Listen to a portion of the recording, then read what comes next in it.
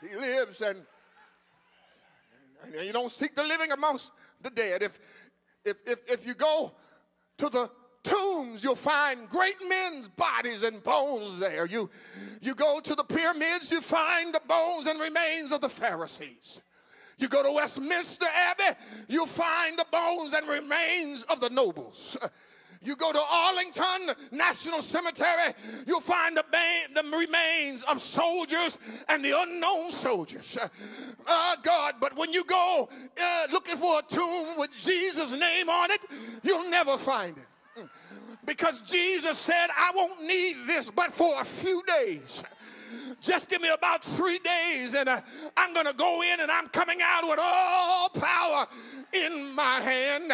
And he said, listen, you're looking for the living amongst the dead. And then the angel said something that stuck in my mind. It stuck in my mind. It stuck in my mind. He said, remember what he told you. Remember what he said. Now we have selective memory. We remember what we want to remember. But there's some things you ought not never forget. You should never forget how good the Lord has been to you. Look at your neighbor and tell him, oh, I can't forget it. You should never forget how he brought you out.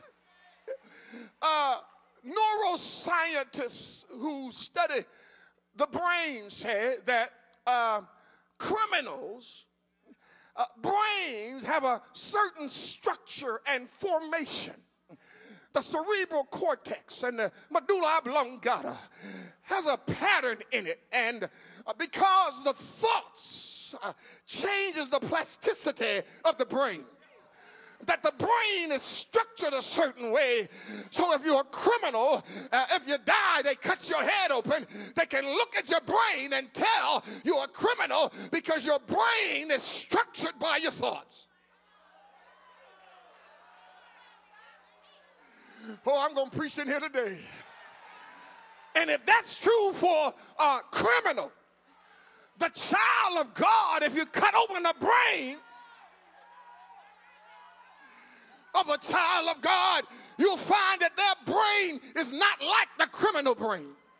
And the reason it's structured differently is because the thoughts of a saved man and a saved woman and a converted person does something to the plasticity of your brain.